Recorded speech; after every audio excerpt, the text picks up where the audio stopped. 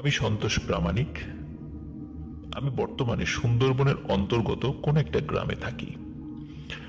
আমি স্মার্টফোন চালানোয় অক্ষম হওয়ার কারণে আমার ভাইপোর মাধ্যমে রাজদীপ বাবুর কাছে আমার জীবনে ঘটে যাওয়া অনেক ঘটনার মধ্যে একটি ঘটনা শেয়ার করতে যাচ্ছি। আমি পেশায় একজন মাছ শিকারী ও মাছ চাষী। জীবিকা নির্বাহের জন্য আমাকে জীবনের অনেক রাত নদীতে মাছ শিকারের কাজে কাটাতে হয়েছে। এখন বার্ধক্যজনিত কারণে আর মাছ ধরতে পারি না আগের মতো। বর্ষাকালের রাত, বাড়ি থেকে একটি বর্ষা ও থলে নিয়ে আর সাথে একটা টর্চ লাইট নিয়ে বেরিয়ে পড়ি। আসলে বর্ষাকালে নদী থাকে তার উত্তাল রূপে, তাই তখন নদীতে মাছ ধরা সম্ভব হয় না। নদী সংলগ্ন ছোট নালা ও বিলে মাছ ধরছিলাম সেদিন। 4-5টা মাছ ধরলাম। এবার একটু খেয়াল করে দেখলাম যে বিলের মধ্যে আমি আছি বা যেখানে মাছ ধরছিলাম তার দক্ষিণ পূর্ব দিকে জলের মধ্যে ছপ ছপ শব্দ পাওয়া মাত্রই আমি ঘুরে তাকাই আর দেখি ওইদিকে একটি বিশেষ জায়গায় জলের মধ্য দিয়ে বুদবুদ উঠছিল। আমি দেখে ওইদিকে হেঁটে হেঁটে যাই। ওই জায়গায় যাওয়ার মাত্রই আমি ফিল করলাম প্রায় হাঁটু সমান জলের নিচ থেকে কেউ আমার পা চেপে ধরেছে। আমি সে সময় ভয় তো পাচ্ছিলামই, কিন্তু তারপরেও আমি শরীরের সর্বশক্তি দিয়ে পা ছাড়িয়ে ওখান থেকে বেরিয়ে আসার চেষ্টা করছিলাম। আমি প্রথমে বর্ষাটি আমার পাশে পানির মধ্যে কাদার মধ্যে গেড়ে দিয়ে আমি কিছুটা নিচু হয়ে হাত পানির মধ্যে দিয়ে ওই হাত দুটি ছাড়ানোর চেষ্টা করছিলাম। কিন্তু আমি যখনই হাত দুটি আমার পায়ের নিচ দিকে নিয়েছি তখনই ফিল করলাম, বিশেষ করে ওই হাত দুটি যখন আমার 2 হাত দিয়ে ধরেছি, আমি বুঝতে পারলাম আরে এ তো শুধু 2টি হাত, সাথে তো কোনো দেহ নেই, শরীরবিহীন 2টি হাত। এই শরীরবিহীন 2টি হাত আমাকে ধরে রেখেছে। কিন্তু সেই শরীরবিহীন হাতের সাথে আমি শক্তি দিতে পারছিলাম না।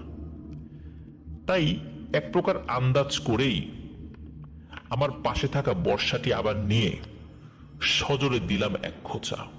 আর তখনই নাকি সুরে একটা আর্তনাদ ভরা চিৎকার শুনতে পেলাম।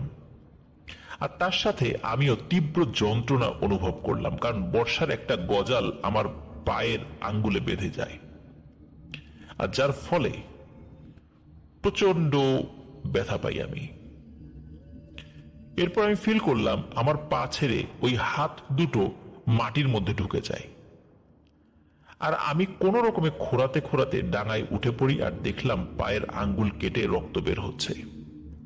আমি যন্ত্রণার চোটে ওখানেই পা ধরে বসে পড়ি।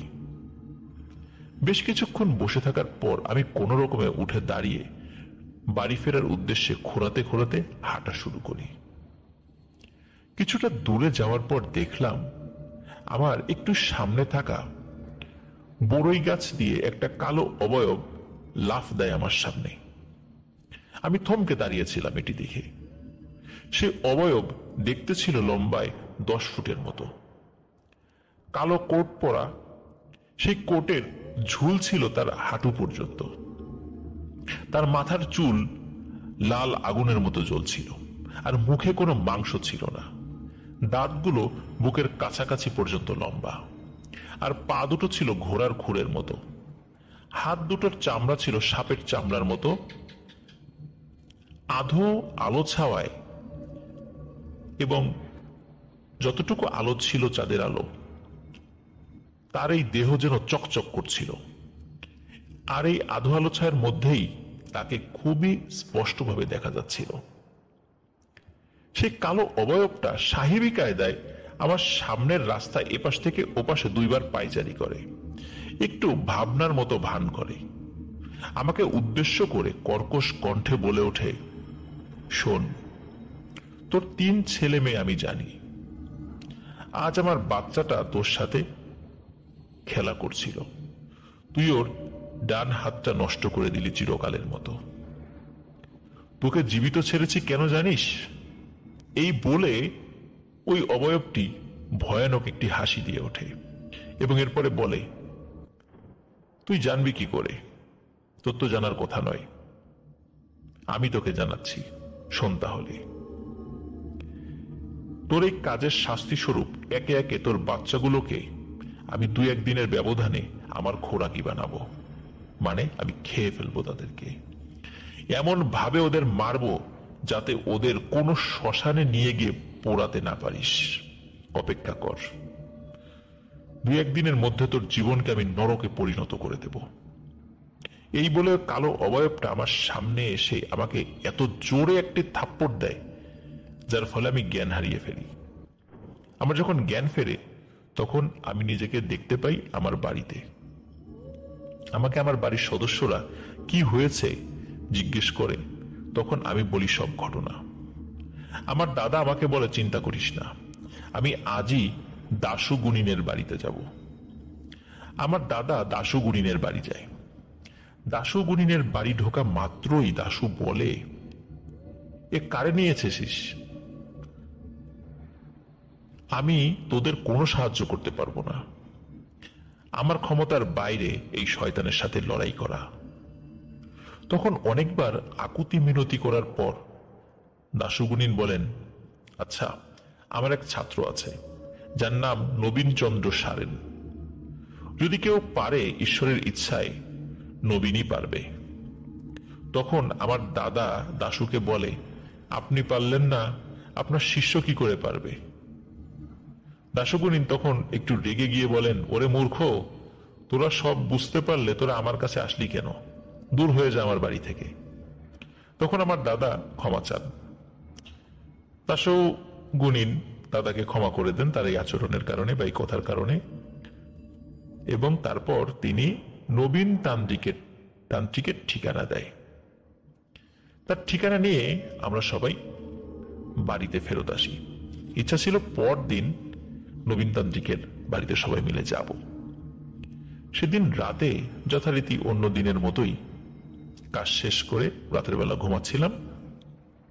হঠাৎ আমার ঘুম ভাঙে আমার 3 বছরের মেয়ের চিৎকারে। আমি চোখ খুলে দেখি আমার স্ত্রী আমার পাশে নেই। আমি কোন রকমে ব্যথা পা নিয়ে উঠে খোঁড়াতে খোঁড়াতে ঘরের বাহিরে বের হই। বাইরে বের হয়ে দেখি আমার দাদা, বৌদি সহ পরিবারের সবাই ঘুম থেকে উঠে এসেছে। আর তখনই আমি সহ সবাই আরেকটা আর্তনাদ যুক্ত চিৎকারের আওয়াজ শুনতে পাই। সেই চিৎকারটিও আমার মেয়েরই ছিল। চিৎকারের শব্দটা এসেছিল আমাদের ভাড়ার ঘর থেকে। আমার দাদা আর ছোট ভাই এক দৌড়ে ভাড়ার হারিকেন সহ ভাড়ার ঘরে ঢোকে, আর তারপরেই আমি ঢুকি।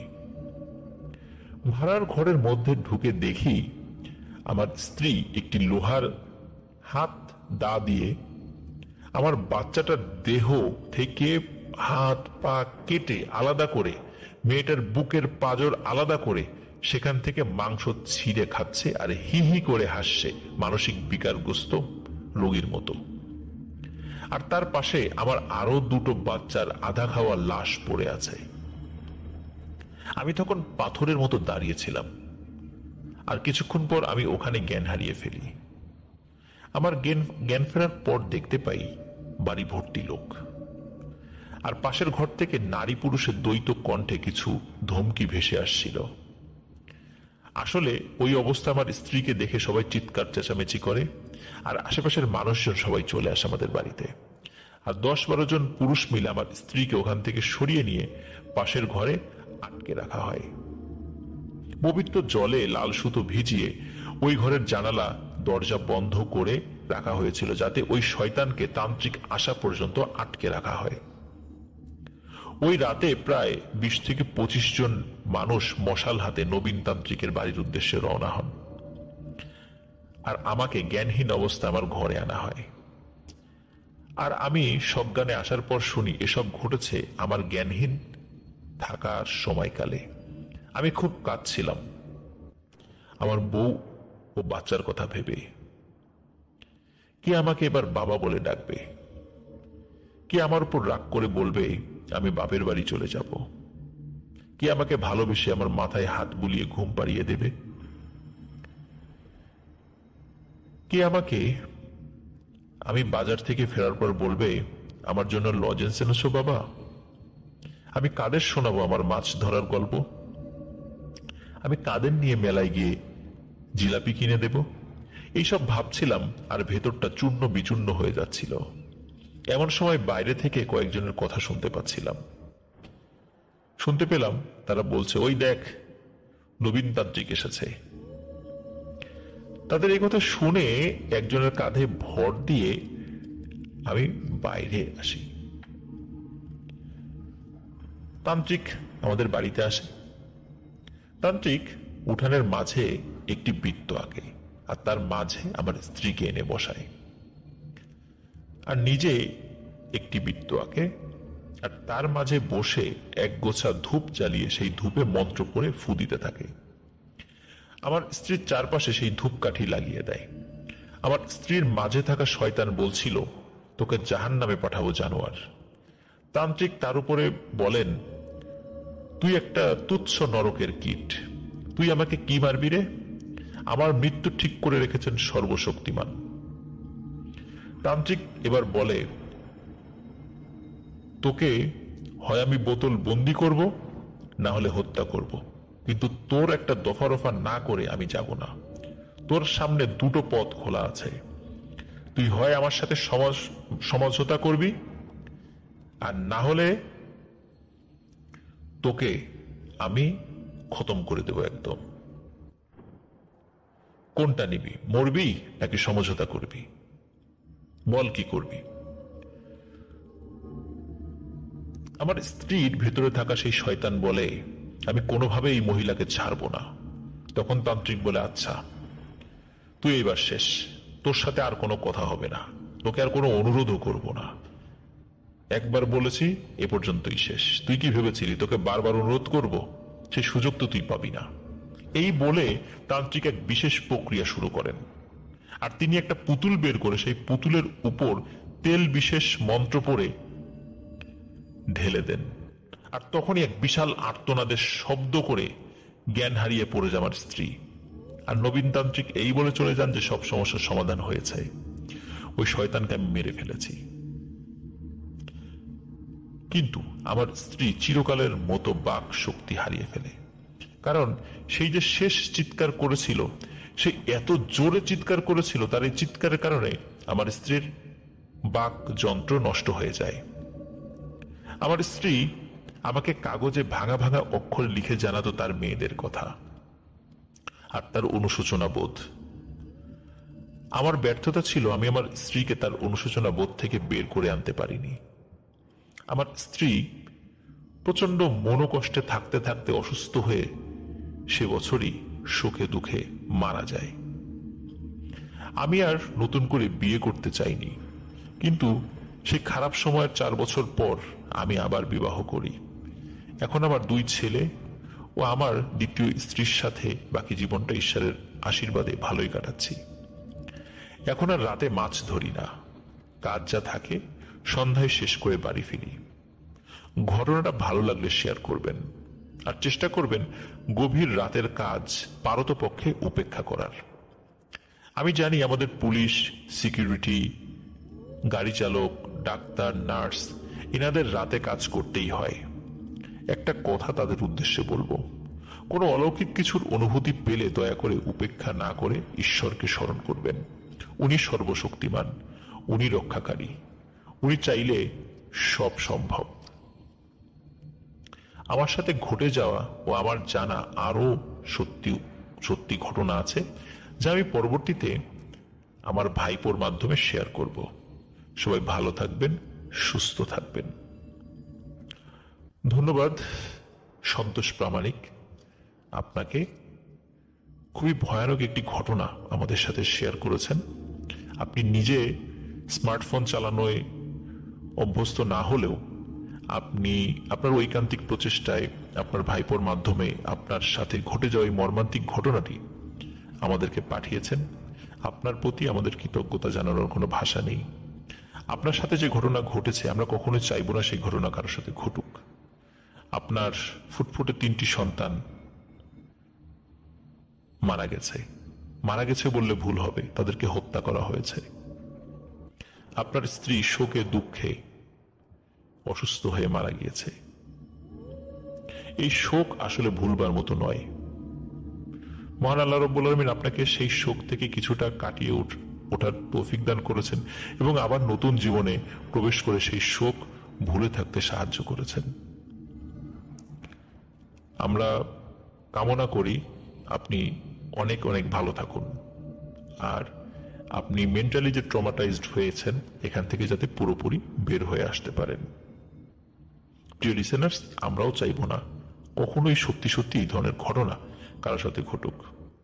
আমরা আপনাদের সাথে ঘটনা শেয়ার করি, এটা সত্য। আমরা অনেক অনেক ঘটনা আপনাদের সামনে উপস্থাপন করি, এটা সত্য। কিন্তু কখনো চাইবো না এই ধরনের ঘটনা ঘটুক, আর সেই ঘটনাগুলো আপনাদের সামনে উপস্থাপন করে আপনাদেরকে বিনোদন দিতে পারি। আমরা কখনোই এই ধরনের বিনোদন চাই না। আমরা চাই না এই ধরনের ঘটনা কারোর সাথে ঘটুক, কিন্তু যে ঘটনাগুলো ঘটে গিয়েছে আমরা চাইলেও তো সেগুলো আর রোধ করতে পারবো না। আর সামনেও যদি কোনো ঘটনা ঘটেও যায় সেগুলো আমরা চাইলে আটকাতে পারবো না। কিন্তু আমরা মনে মনে কখনোই চাই না যে এই ধরনের ঘটনা ঘটতে থাকুক আর আমরা সেগুলো কালেক্ট করে আপনাদের সামনে উপস্থাপন করব। আমরা চাই সবাই ভালো থাকুক, সুস্থ থাকুক। স্বাগতম প্রিয় লিসেনার্স আরো একটি নতুন ঘটনায়। এখন যে ঘটনাটি আমি আপনাদেরকে ইনশাল্লাহ শোনাতে যাচ্ছি, এই ঘটনাটিও কোনো সুখকর ঘটনা নয়, ভয়ের ঘটনা তো বটেই, কিন্তু এটার এন্ডিংটা মোটেও ভালো নয়, খুবই খারাপ এবং খুবই মর্মান্তিক, ভয়ানক।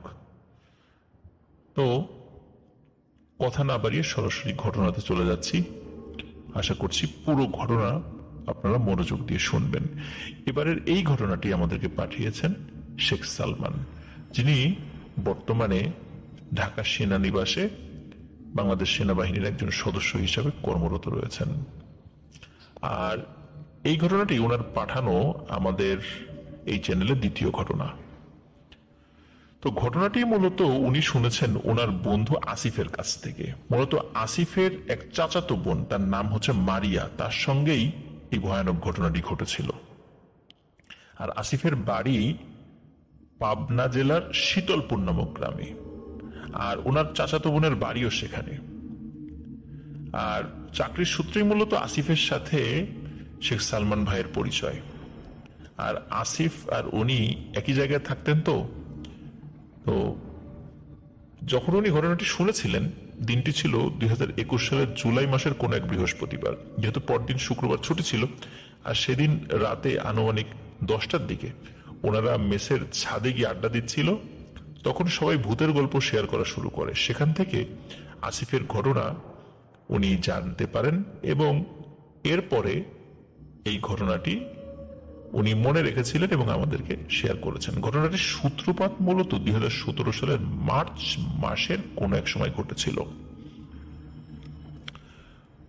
এটি কিন্তু আসিফ যিনি ঘটনা যিনি মূলত এই শেখ সালমান ভাইকে বলেছেন, তার মতো করে এখন আমরা বলার চেষ্টা করব, তার মতো করে বলতে তার ভাষায় নয়, আমার ভাষায় আমি বলছি, কিন্তু আমরা এখন চিন্তা করব আসিফ ভাই উনি বলছেন ঘটনাটি।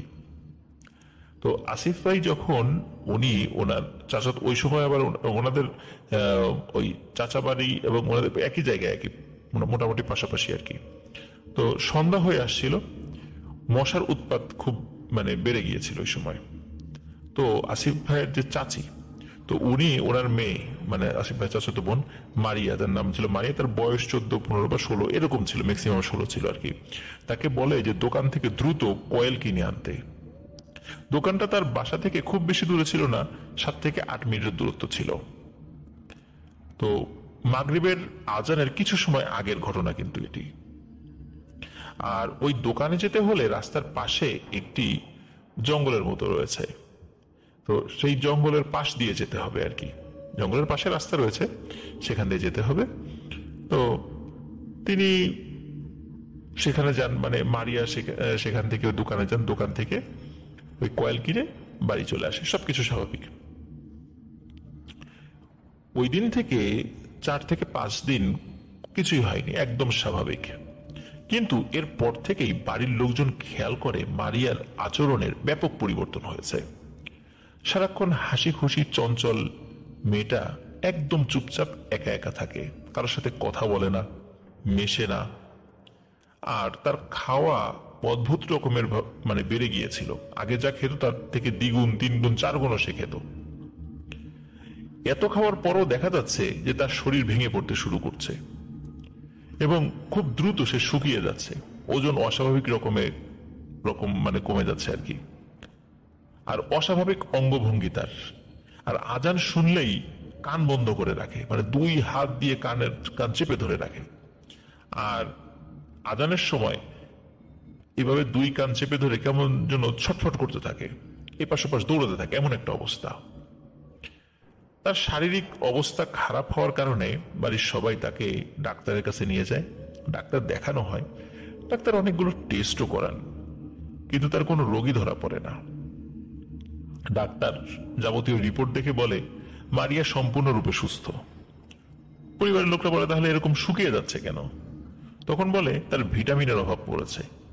এই কারণে ডাক্তার তাকে বেশ কিছু ভিটামিনের ওষুধ প্রেসক্রাইব করেন। তো বাড়ির সদস্যরা সেটাকেই মনে করেন সমাধানের পথ, এই মনে করে সেই ওষুধগুলো কিনে চলে আসেন এবং তাকে রেগুলার সেই ওষুধগুলো খাওয়াতে থাকেন। কিন্তু এর পরেও শরীরের কোনো উন্নতি হয় না এবং আগে যেই বিষয়গুলো হচ্ছিল তার সাথে সেগুলো চলতে থাকে।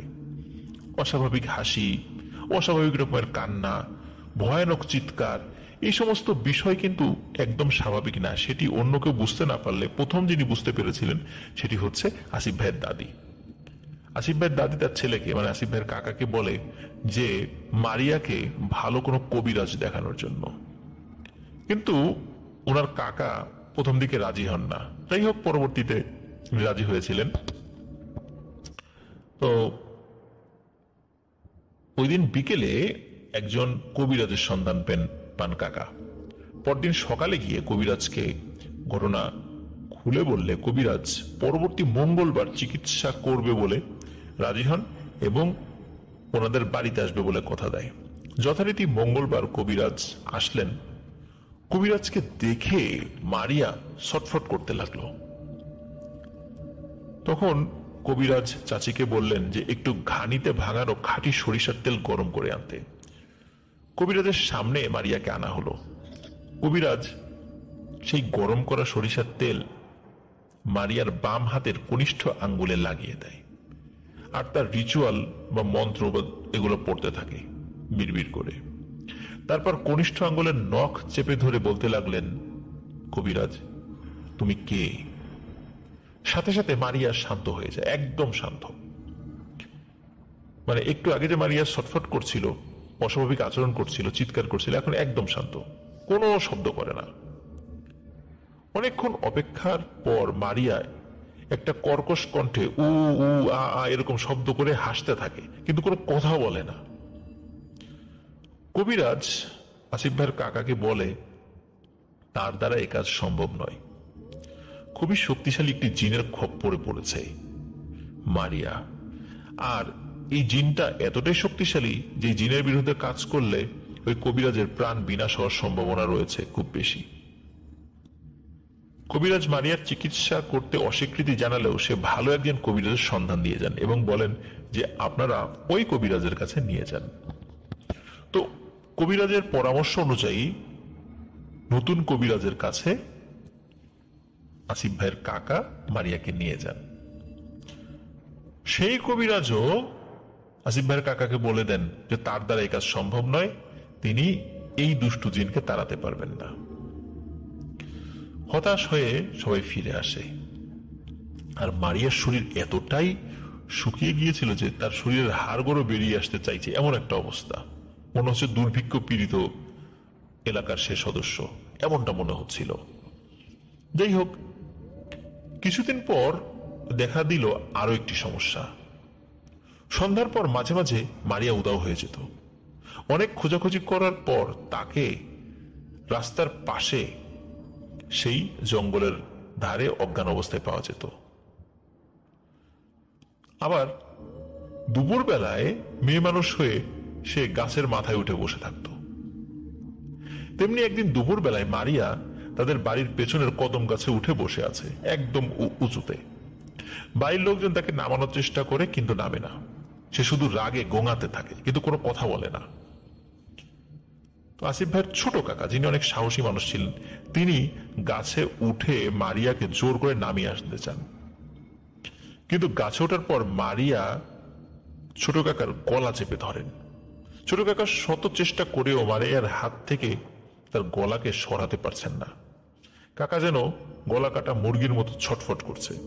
অবস্থা বেগতিক দেখে আসিফ ভাইয়ের দাদা আজান দেওয়া শুরু করে, আর সাথে সাথে মারিয়া ওর ছোট কাকাকে ছেড়ে দেয়। তারপরও ছোট কাকা কিন্তু যেহেতু সাহসী মানুষ ছিলেন, তিনি গাছ থেকে নেমে আসেননি। তো আজানের শব্দে মারিয়া ছটফট শুরু করে এবং দুই কান বন্ধ করে ফেলে দুই হাত দিয়ে। এই সুযোগে ছোট কাকা অনেক কষ্ট করে মারিয়াকে নিচে নিয়ে আসে। এর মধ্যে ঘটে আরেকটি ঘটনা। এই ঘটনা দুদিন পর একজন তান্ত্রিক ধরনের লোক মারিয়াদের বাড়িতে আসে। তিনি এসে বলেন তিনি মারিয়াকে সুস্থ করে তুলবেন, গ্যারান্টি সহকারে সুস্থ করবেন। বাড়ির সবার অবস্থা এমন যে যে যা বলছে তাই করছে, কারণ মেয়েকে তো সুস্থ করতে হবে। তো বাড়ির সবাই রাজি হন। কবিরাজ বলল তার চিকিৎসা করতে হলে এই বাড়িতে তাকে 3 দিন থাকতে হবে। এতেও বাড়ির সবাই রাজি হন। সেদিন রাতে কবিরাজ বাড়ির সবাইকে জড়ো করে বলেন এখন তিনি মারিয়ার ঘাড়ের জিন ছাড়াবেন। বাড়ির উঠোনে বড় করে একটা গোল দাগ দেন সেই কবিরাজ, এবং সেই দাগ দেয়া বৃত্তের বাইরে সবাইকে দাঁড়াতে বলেন। বৃত্তের মাঝে কাঠ দিয়ে আগুন জ্বালান তিনি। সেখানে বসে মন্ত্র পড়তে থাকেন। একটু পর তার সামনে মারিয়াকে বসানো হয়। তান্ত্রিক মারিয়াকে প্রশ্ন করতে থাকে, কিন্তু মারিয়া কোনো উত্তর দিতে চায় না, বরং মারিয়া রেগে আরো ক্ষেপে যায়। সে গড়গড় আওয়াজ করতে থাকে, কিন্তু কোনো কথা বলে না। অবস্থা বেগতিক দেখে তান্ত্রিক মারিয়াকে ঘরে নিয়ে যেতে বলে। তান্ত্রিক ওখানে উপস্থিত সবাইকে বলে যে তার 3টা ছাগলের মাথা লাগবে, আর এই জিন নাকি অনেক শক্তিশালী, তাই তাকে দক্ষিণা হিসাবে, মানে এই জিন ছাড়ানোর দক্ষিণা হিসাবে ওই তান্ত্রিককে 20,000 টাকা দিতে হবে। তো আসিফ ভাইয়ের কাকা রাজি হয়ে যান, কারণ তার মেয়ের সুস্থতা বলে কথা। পরদিন সকালে আসিফ ভাই এবং ওনার ছোট কাকা, যে মারিয়াকে ওই যে গাছ থেকে নামিয়ে এনেছিল, সেই ছোট কাকা, তারা বিভিন্ন গোস্তের দোকানে গিয়ে ছাগলের মাথা খুঁজতে থাকে। কিন্তু ওই বাজারে সাধারণত ছাগল জবাই খুবই কম হতো। তো ওই দিন অনেক ঘোরাঘুরি করার পর 2টো ছাগলের মাথা তারা পেলেও সেই দোকানদার, মানে ওই ছাগল যিনি জবাই করছেন, সে কিছুতেই ওই ছাগলের মাথা বিক্রি করবে না। বলে না, বিক্রি করবো না, এটা আমি খাবো। তখন জিজ্ঞেস করে যে তাহলে বিক্রি করবেন না, সবাই তো বিক্রি করে, আপনি রেখে দিয়েছেন কেন? তখন বলে যে গ্রামে ছাগলের মাথাগুলো সাধারণত সাধারণ মানুষজন খায় না, অনেকেই এই কবিরাজি কাজের জন্য কিনতে আসে। আর এই কবিরাজি কাজের জন্য যদি এই ছাগলের মাথা বিক্রি করা হয়, তাহলে যিনি বিক্রি করছেন তার নাকি ক্ষতি হয়। এই কারণে সে বিক্রি করতে চায় না। তারপর ছোট কাকা এবং আসিফ ভাই অনেক অনুরোধ করে সব বিষয় খুলে বলার পরেও সে বিক্রি করতে রাজি না। অবশেষে ওই ছাগলের মাথা বিক্রেতা যিনি, মানে ছাগলের মাংস বিক্রেতা যিনি, তিনি যখন বুঝতে পারলেন এদের এই জিনিসটা দরকারি, সুযোগ বুঝে সে 8,000 টাকা চেয়ে বসেন। কিছুতেই দাম কমান না। অবশেষে 7,000 টাকা দিয়ে সেই 2টো মাথা এবং আরো কিছু টাকা দিয়ে অন্য আরেকটা দোকান থেকে অনুরোধ করে আরেকটা ছাগলের মাথা কিনে নিয়ে আসে। অথচ কিন্তু এই টাকা দিয়ে ছাগলই কিনে ফেলা যায়, কিন্তু অবস্থা এমনটা ছিল দ্রুত নিয়ে আসতে হবে, যেহেতু চিকিৎসা করাতে হবে, এসব বিষয় তাদের মাথায় কাজ করছিল না। তো যাই হোক, এরপর তান্ত্রিক মারিয়ার বাবা, মানে বড় কাকার কাছ থেকে অগ্রিম 6,000 টাকা নিয়ে তার কাজ শুরু করেন। বলে রাত 10টা নাগাদ তিনি এই 3টা মাথা বাড়ির 3 দিকে রেখে আসবেন, এবং তিনি সেটা রেখেও আসেন। তান্ত্রিক বলেন তার সাধনার জন্য আলাদা রুম লাগবে, আর আজ রাতেই তিনি জিন ছাড়াবেন, মানে ওই রাতে আর কি। তো মারিয়া সহ সবাই এক রুমে, আর পাশের রুমে তান্ত্রিককে দেওয়া হলো সাধনা করার জন্য, তিনি সাধনা করবেন। তান্ত্রিক রুমে ঢোকার আগে সবাইকে বলে যে গভীর রাতে তিনি দরজা খুলে বাড়ির 3 দিকে রেখে যাওয়া 3 ছাগলের মাথা নিয়ে আসবেন।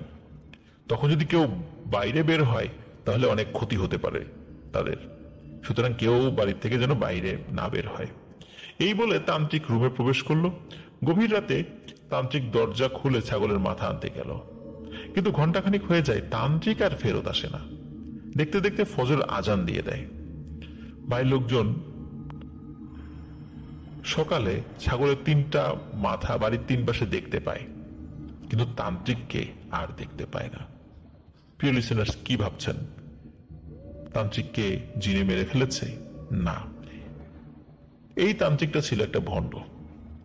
সে ওই পরিবারের বিপদ দেখে সুযোগ নিয়ে তাদেরকে বোকা বানিয়ে সে ওই রাতের বেলা ছাগলের মাথা আনার কথা বলে সে টাকা নিয়ে সবাইকে ঠকিয়ে ভেগে চলে গেছে।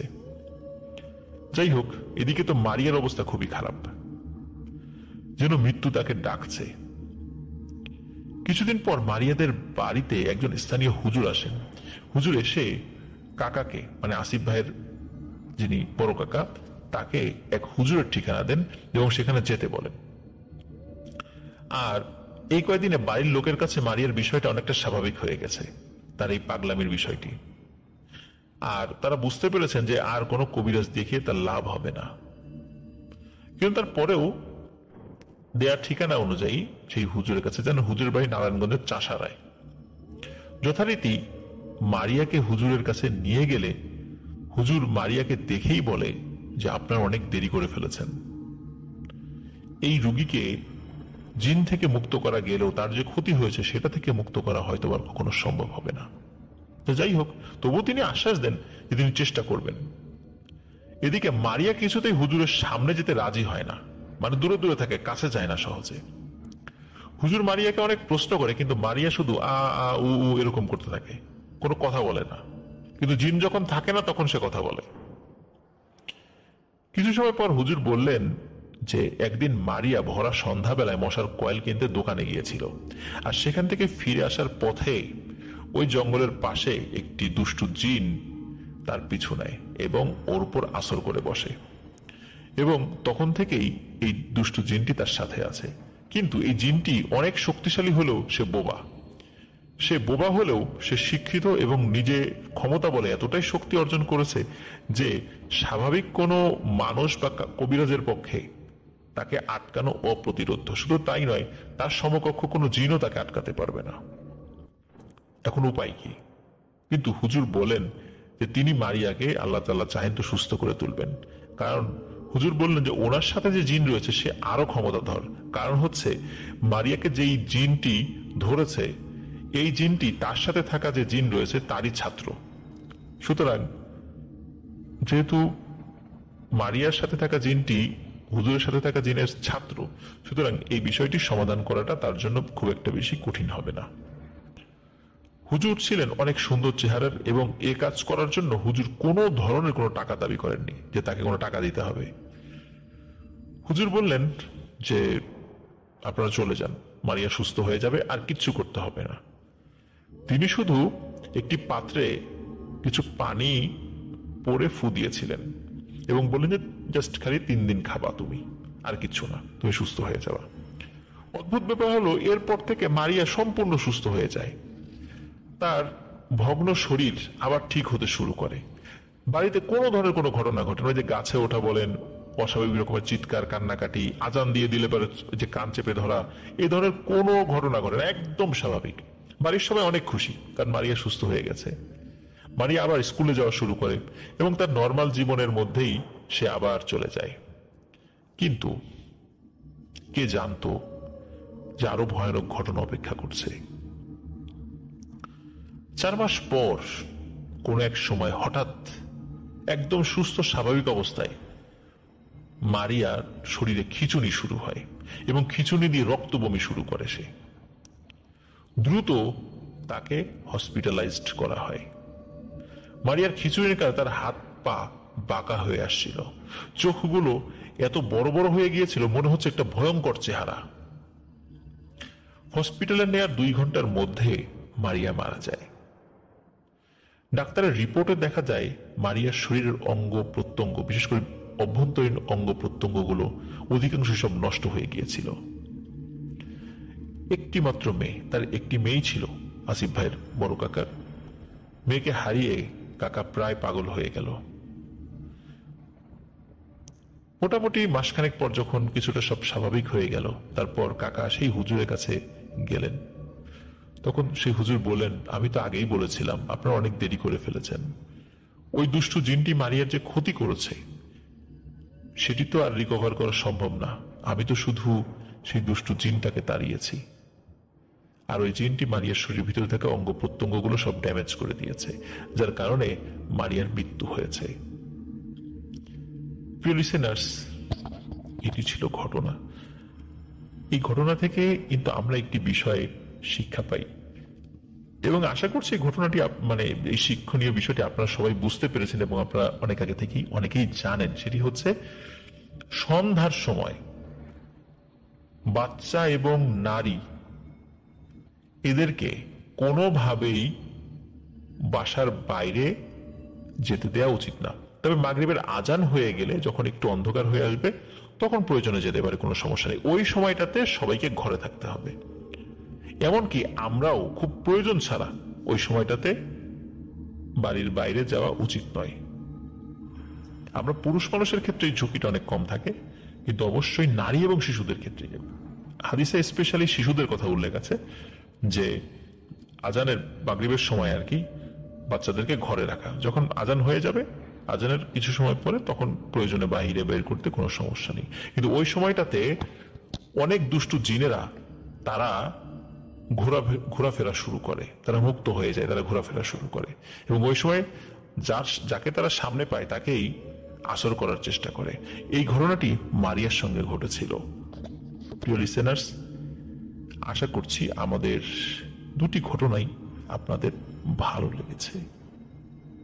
অসংখ্য ধন্যবাদ শেখ সালমান ভাইকে। উনি বাংলাদেশ সেনাবাহিনীর একজন গর্বিত সদস্য, এবং শত ব্যস্ততার পরেও তিনি আমাদেরকে এই ঘটনাটি লিখে পাঠিয়েছেন। প্রিয় লিসেনার্স, আশা করি আমাদের ঘটনা আপনাদের ভালো লেগেছে।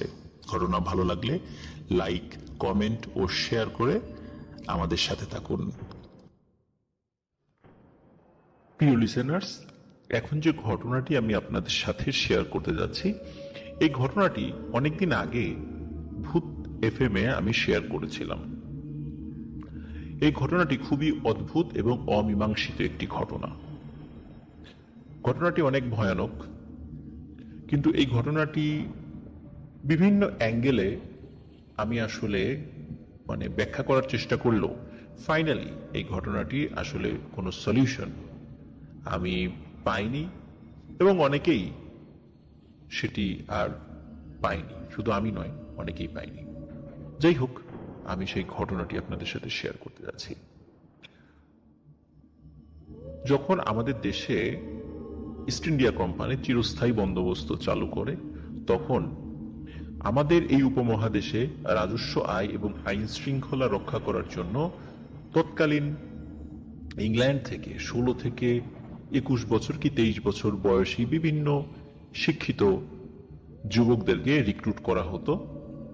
তারা পুলিশ বাহিনী এবং ম্যাজিস্ট্রেট হিসাবে কর্মরত হতেন এই উপমহাদেশে। তাদেরকে মূলত আইসিএস অফিসার বলতো, Indian civil service. Indian civil সার্ভিসের ইতিহাস অনেক ব্যাপক। Imperial civil service, Indian civil service, এরকম বিভিন্ন নামে বিভিন্ন সময় নামকরণ করা হয়েছে। তবে আইসিএস নামেই বেশি পরিচিত আর কি, এই জন্য আমি সেটি আপনাদেরকে বলছি। তখন একজন ব্যক্তি, তার নাম ছিল স্টিভেনসন। আমি যখন ভূতে ফেমে শেয়ার করেছিলাম, তখন ওনার নামটি আমি আসলে তখন আমি জেনেছিলাম না, অনেক পরে তার নামটি আমি জানতে পেরেছিলাম। তার নাম ছিল স্টিভেনসন। উনি বাংলাদেশ তো না, ওই সময় আমাদের যে উপমহাদেশ তখন আসেন, ওই সময় অবিভক্ত বাংলা যেটা ছিল আর কি, ওই অবিভক্ত বাংলার নীলফামারী অঞ্চল, আজকের যে উত্তরবঙ্গের যে নীলফামারী জেলা, ওই নীলফামারী ওখানে উনি এসেছিলেন। তো ওখানে উনি মোটামুটি বেশ অনেকদিন ধরেই কর্মরত ছিলেন। উনি, ওনার স্ত্রী, ওনার একটা মেয়েও ছিল, 12-13 বছর বয়সী একটা মেয়ে ছিল। তো সেখানেই উনি সরকারি কোয়ার্টারে উনি সেখানে থাকতেন। সাধারণত ছোট ছোট যে সমস্ত মামলাগুলো হতো বা ছোটখাটো ক্রাইম যেগুলো হতো, সেগুলোতে সাধারণত আইসিএস অফিসাররা সরাসরি মানে ক্রাইম সিন করতে যেতেন না, কিন্তু স্পর্শকাতর হলে সেই জায়গাগুলোতে তারা যেতেন। এমনই এক রাত তখন আনুমানিক 2টো কি 2:30 বাজে। তখন থানার একজন কনস্টেবল এসে ওনাকে ডাক দেয়। যেহেতু থানার পাশে ওনার কোয়ার্টার ছিল, সেখানে সে ডাক দেয়। তো সেখানে ডাকাডাকি করার পর উনি ঘুম থেকে ওঠেন, এত রাত্রে ডাকার কারণ জিজ্ঞাসা করেন। তো কারণ জিজ্ঞাসা করার পর ওই কনস্টেবল বলে যে একটা বাড়িতে একটা মার্ডার হয়েছে, কিন্তু লাশটি খুবই সাংঘাতিক রকমের। তারা ঘরে ঢুকতে পারছে না, কিন্তু জানালা দিয়ে সে লাশটি দেখতে পাচ্ছে। এখন এই লাশটি যদি তারা দরজা ভেঙে ঢুকেও ওই লাশটি ধরার সাহস পাচ্ছে না, কারণ খুবই ব্যতিক্রমী একটি লাশ এবং ভয়ঙ্কর লাশ। এই জন্য আপনাকে একটু যেতে হবে, আপনি সেখানকার অবস্থা বিবেচনা করে কিভাবে আমরা এই কাজটি করতে পারি, তদন্ত শুরু করতে পারি, সেই বিষয়ে একটু দিক নির্দেশনা দেবেন। উনি জামা কাপড় পরে রেডি হয়ে যান এবং কনস্টেবলদের সাথে বেরিয়ে যান। ওনার থানা থেকে 7 থেকে 8 কিলোমিটার দূর একটা জঙ্গলের পাশে সেই একটা গ্রাম, ওই গ্রামের একটি বাড়ি। উনি প্রথমে জানালার কাছে যান। জানালার কাছে গিয়ে দেখেন ওই জানালাটির একটি পার্ট, মানে জানালার তো সাধারণত 2টো অংশ থাকে, তো একটি অংশ খোলা। আমরা জানি যে জানালার যে বিষয়টা হয় সেটা হচ্ছে যে ভেতরে আমরা দেখি একটা সিটকিনি, আমরা এই সিটকিনিটা লাগাই, আর যেই অংশটা মানে সিটকিনির অংশ লাগাই তার সাথে অপর পার্শ্বকে যুক্ত করে দিয়ে লাগাই। তার মানে এক পাশে যদি আমরা সিটকিনি লাগাই, অন্য অংশটাও আটকে যায়। কিন্তু ওই জানালার ক্ষেত্রে উনি লক্ষ্য করেন যে সিটকিনি যেটা, সেই অংশটুকু কিন্তু লাগানো, কিন্তু অন্য অংশটা খোলা। তাহলে সিটকিনি লাগানো অবস্থায় তো জানালার অপর অংশ খোলা থাকার কথা নয়। উনি আলো দিয়ে দেখতে পান যে ভেতরে একটি লাশ পড়ে আছে, কিন্তু লাশটি খুবই ভয়ানক। একটি ফুটবলের ভেতরের বাতাস বের করে দিলে যেমন ফুটবলটি চুপসে থাকে, একটি মানুষের ডেড বডি ঘরের মধ্যে পড়ে আছে, কিন্তু সেই ডেড বডিটি ঠিক ওরকমই চুপসে যাওয়া। উনি যখন দেখলেন যে ওই ঘরের দরজাটি ভেতর থেকে বন্ধ, তখন উনি ওখানে থাকা কনস্টেবল এবং অন্যান্য অফিসারদেরকে নির্দেশ দেন দরজা ভেঙে ফেলার জন্য। দরজা ভেঙে ঘরে যখন সবাই ঢোকার পর ওই লাশটি, ওই আইসিএস অফিসার স্টিভেনসন, উনি হাত দিয়ে চাপ দিয়ে দেখেন ওই লাশের পা থেকে মাথা পর্যন্ত কোনো হাড় নেই।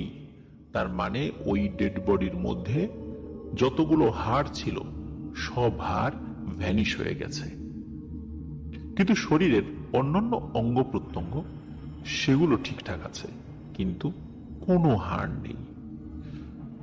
এই হাড়গুলো কোথায় গেল? আর এভাবে নৃশংসভাবে তাকে হত্যা করলো কে? আসলে কি এটা হত্যা না কি হয়েছে কেউ বুঝতে পারছে না।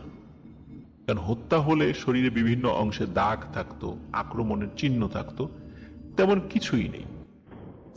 তাহলে কিভাবে এই লাশটি থেকে বা এই দেহ থেকে হাড় সম্পূর্ণ অদৃশ্য হয়ে গেল? পরিবারের সদস্যরা এরকম লাশ দেখে, নিকটাত্মীয় লাশ দেখে কান্নায় ভেঙে পড়ে। যেহেতু এই বিষয়টি কোনোভাবেই বুঝতে পারছিলেন না ওখানে উপস্থিত যারা পুলিশ কর্মকর্তা এবং অন্যান্য যারা ছিলেন, তখন আইসিএস অফিসার স্টিভেনসন উনি নির্দেশ দেন যে লাশটি সৎকার করে ফেলতে, কারণ ওই পরিবার হিন্দু পরিবার ছিল। এই কারণে তাদের ধর্ম মত অনুযায়ী শ্মশানে গিয়ে লাশটি পুড়িয়ে ফেলা হয়। কিন্তু এই ঘটনা আসলে কেন ঘটল, কি হয়েছিল, সে বিষয়ে উনি কিছুই বুঝতে পারছিলেন না। বিষয়টি নিয়ে তিনি অনেক ভেবেছিলেন, কিন্তু উনি কিছুই বুঝতে পারেননি। এই ঘটনার বেশ কিছুদিন পর, এখানে একটি বিষয় বলে রাখা ভালো, যখন এই ঘটনাটি ঘটেছে তখন ছিল শীতকাল। তো এই ঘটনার বেশ অল্প কিছুদিন পর, বেশ কিছুদিন বলতে অল্প কিছুদিন পর আর কি, হয়তোবা সর্বোচ্চ 1 মাস এরকম একটা সময় পর, তো তখন একটি ঘটনা ঘটে। এক রাতে আবারও তার কাছে একটি নিউজ আসে। ওই রাতেও ঠিক সেম কনস্টেবল তাকে বাসায় ডাক দেয়। ডাক দেওয়ার পর যখন উনি ঘুম থেকে ওঠেন, তখন কনস্টেবলের কাছে জিজ্ঞেস করেন কি হয়েছে। তখন কনস্টেবল বলে যে এই গ্রাম থেকে আরো 3-4 গ্রাম পরে একটি ভয়ানক লাশ পাওয়া গিয়েছে, সেখানে ক্রাইম সিন করার জন্য আপনাকে যেতে হবে। অন্য অফিসাররা এই লাশটি ধরতে পারছেন না, ভয় পাচ্ছেন খুব, যে কিভাবে একটি লাশ এমন হতে পারে। উনি বেরি হয়ে যান। তখন আসলে এইভাবে ইঞ্জিন চালিত যে গাড়িগুলো, তখনও কিন্তু ওই অঞ্চলে মানে এটা চালু হয়নি, তখন যেটি চলতো সেটি হচ্ছে যে ঘোড়ার গাড়ি। আর এরকম রাত বিরেতে বা দ্রুত চলাফেরার ক্ষেত্রে ওনার পার্সোনাল ঘোড়া ইউজ করতেন। তো ওনার ঘোড়াটি আস্তাবল থেকে বের করে ঘোড়া নিয়ে রওনা দেন। মোটামুটি ঘন্টা দেড়েকের মধ্যে আইসিএস অফিসার স্টিভেনসন তার সঙ্গে নিয়ে সেখানে পৌঁছে যান। সেখানে পৌঁছে গিয়ে দেখেন যে সেখানে আরো কিছু পুলিশ উপস্থিত আছে।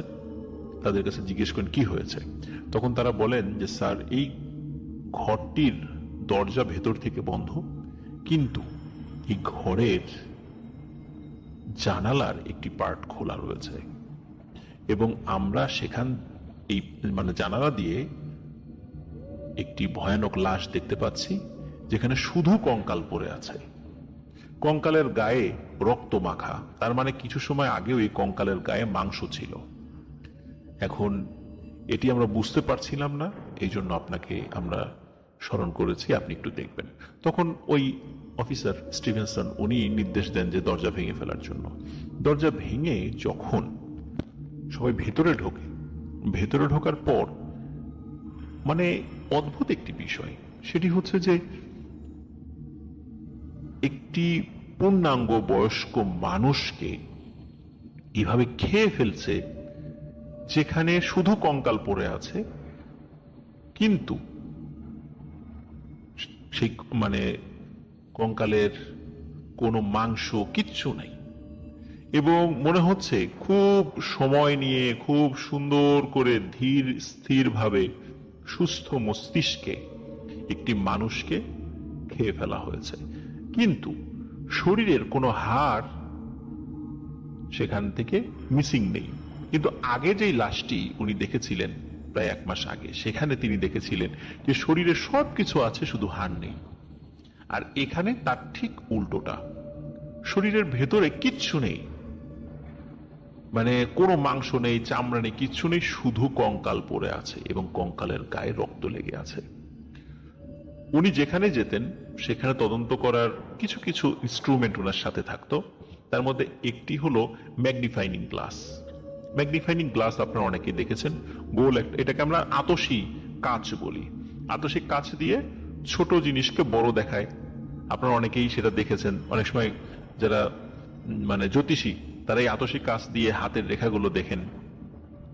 মোটামুটি আতসী কাঁচের সাথে আপনারা সবাই পরিচিত আছেন। তো উনি আলো জ্বালাতে বলেন, মানে একটু বেশি করে আলো জ্বালাতে বলেন। তখন তো এরকম ইলেকট্রিসিটি ছিল না, ওই সময় কিছু হ্যাচাক বাতির মতো কিছু মানে বাতি ছিল, যেগুলোর আলো বেশ বেশি হতো। তখন উনি ওই হ্যাচাক বাতির মতো, ওটা এক্স্যাক্টলি আসলে হ্যাচাক বাতি ছিল কিনা আমাকে বলতে পারেননি আর কি, তো উনি সেটি দিয়ে ওই লাশ উনি তদন্ত শুরু করেন যে এই লাশের আশেপাশে কোনো পায়ের ছাপ, কোনো আঙ্গুলের ছাপ এমন কিছু আছে কিনা। উনি কিচ্ছু পাচ্ছিলেন না। ওনার হাতে একটা নোট ছিল, সেই নোটে উনি টুকছিলেন যে কি কি উনি দেখেছেন, কি কি পেলেন।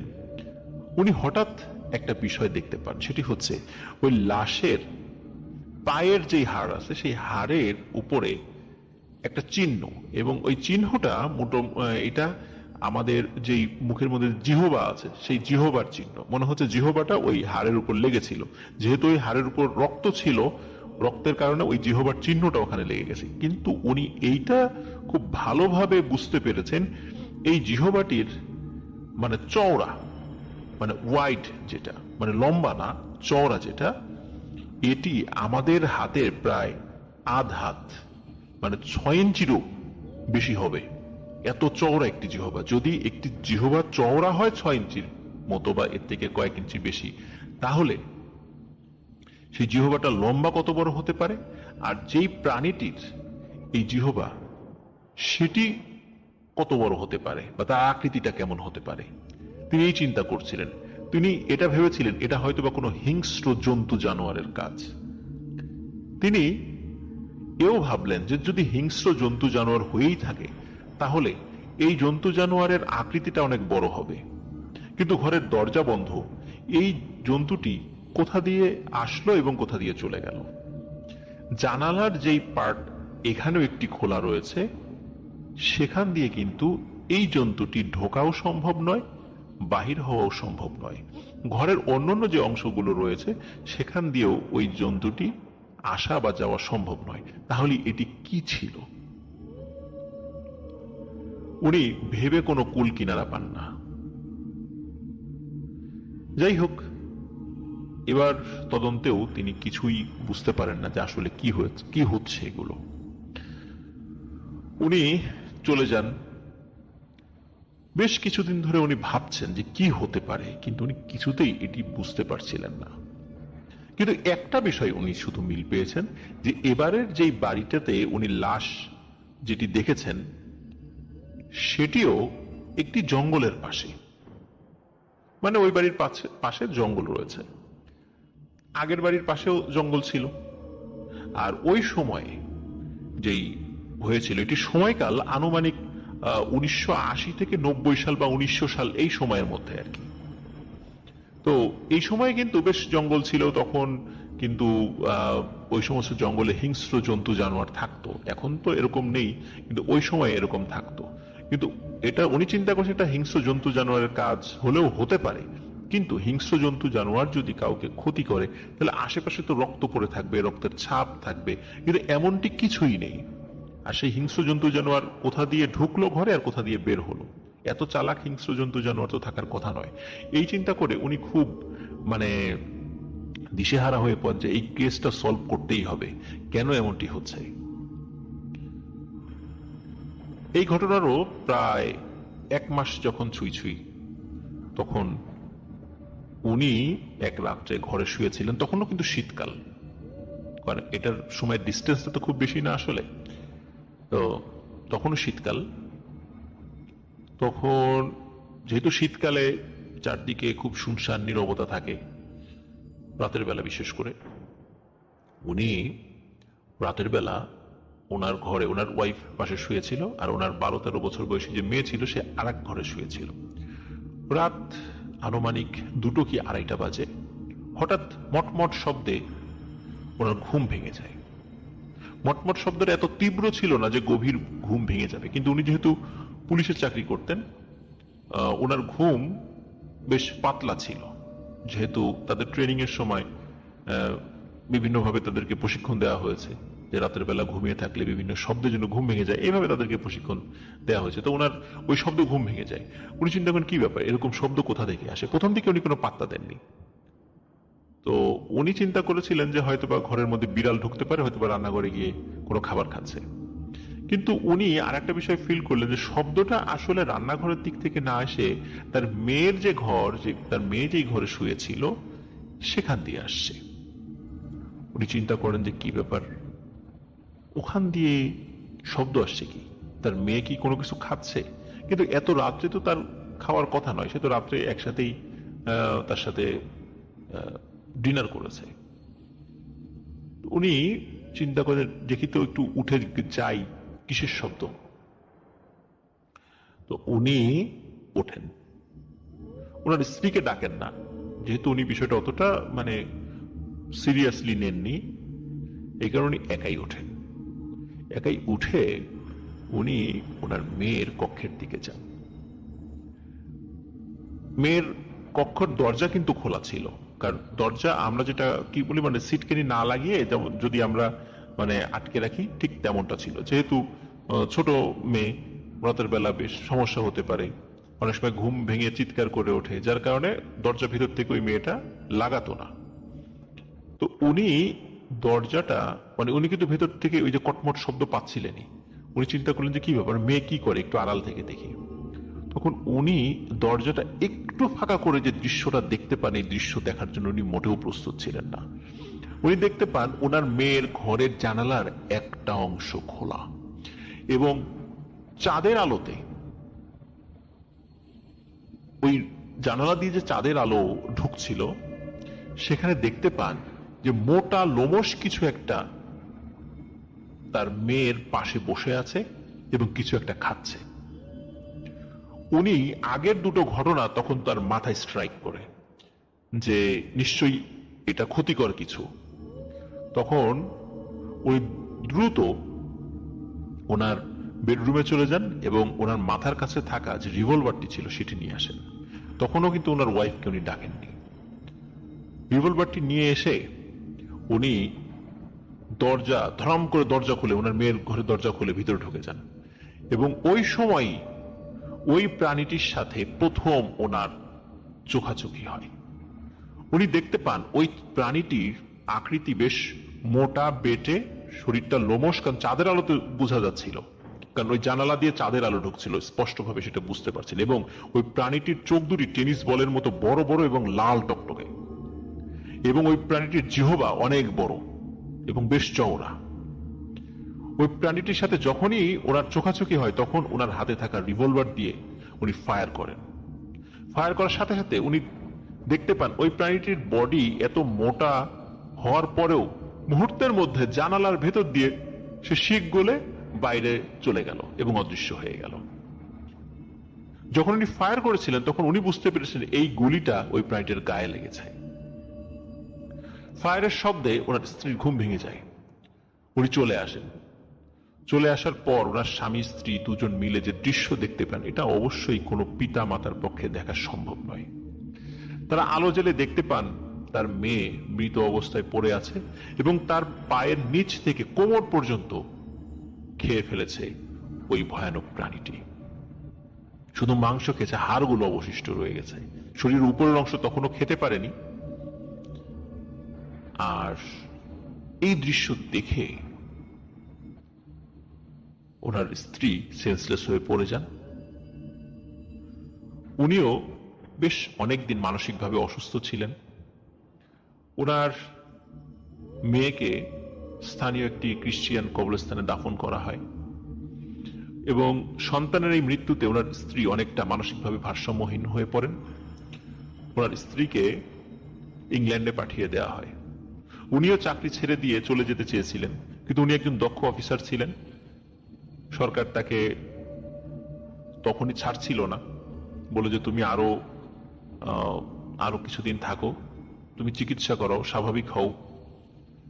কিন্তু উনি আসলে আর স্বাভাবিক হতেই পারছিলেন না।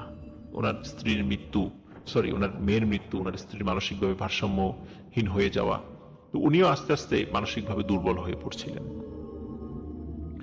ওনার মেয়ের মৃত্যুর মাস 3-4 পরে ঘটে আরো একটি মর্মান্তিক ঘটনা। এখন পর্যন্ত যতটুকু ঘটনা ঘটেছে সেটুক পর্যন্ত আমরা বলতে পারি যে কি হয়েছিল, কারণ এটা ওনার মুখ থেকে শোনা। কিন্তু পরবর্তীতে কি হয়েছিল এটি আমরা কখনো জানতে পারিনি, যে আসল রহস্য কি ছিল। সেটি হচ্ছে, দিনের বেলা উনি 3 থেকে 4 মাস পরে দিনের বেলা উনি ওই দিন অফিসে আসেননি। এখন ওনার বাসায় গিয়ে একজন কনস্টেবল ডাকাডাকি করে, দেখে ঘরের দরজা ভেতর থেকে লক করা। অনেকক্ষণ যখন ডাকাডাকি করা হয়, ভিতর থেকে লক করা, তখন তারা চিন্তা করে যে স্যার কি অসুস্থ কিনা বা কোনো সমস্যা কিনা। তখন দরজা ভেঙে ফেলে। দরজা ভেঙে ফেলার পর ঘরের মধ্যে ঢুকে দেখে যে আইসিএস অফিসার স্টিভেনসন উনি ঘরে নেই। তাহলে উনি কোথায় গেলেন? ঘরের দরজা ভেতর থেকে লক করা, কিন্তু উনি নেই। তখন পুলিশ কনস্টেবল লক্ষ্য করেন ওনার ঘরের জানালা কিন্তু খোলা, কিন্তু তখন কিন্তু গ্রীষ্মকাল চলে এসেছিল, যার কারণে গরমের কারণে খোলা রাখতেই পারেন, এই চিন্তাই করেছিল স্বাভাবিকভাবে। কিন্তু অদ্ভুত ব্যাপার হচ্ছে জানালার একটি অংশ বন্ধ আর আরেকটি অংশ খোলা। এমনটা তো হওয়ার কথা নয়। তখন সবার মনে খটকা লাগে যে আগের যে ঘটনাগুলো ঘটেছে, তিনটি ঘটনা, তার সাথে এই ঘটনাটার মিল রয়েছে। তাহলে হয়তো বা হত্যাকারী একই জিনিস বা একই জন্তু বা একই মানুষ। তাকে খোঁজা শুরু হয় চতুর্দিকে। খুঁজতে খুঁজতে খুঁজতে খুঁজতে জঙ্গলের মধ্যে একটি বড় কদম গাছের সাথে ওনার ফাঁসি দিয়ে ঝুলানো মরদেহ সবাই দেখতে পান। সবাই দেখেন কদম গাছের একদম শীর্ষে থাকা একটি ছোট্ট ডালে ওনার ডেড বডি ঝুলছে। অদ্ভুত ব্যাপার, আমরা জানি যে কদম গাছের ডাল সাধারণত নরম হয়। উনি বেশ উঁচু লম্বা ভারী মানুষ ছিলেন। এত বড় দেহ এই কদম গাছের ওই ছোট ডালে কিভাবে ঝুলছে? আরেকটি ব্যাপার হলো যে উনি গাছে চড়তে জানতেন না। উনি কিভাবে এত বড় গাছে উঠলেন উপরে? এটি নিয়ে সবাই গবেষণা করতে থাকে। যাই হোক, ডেড বডি তো নামাতে হবে। বড় একটি মই গাছের সঙ্গে ঠেকিয়ে একজন মানুষ উপরে ওঠে। উপরে ওঠার মানে যখন উঠেছে, তখন যখনই একজন ওই দড়িটা খোলার জন্য ওই ডালে টাচ করেছে, শুধু টাচ করার সাথে সাথে ওই ডাল ভেঙে লাশ মাটিতে পড়ে যায়।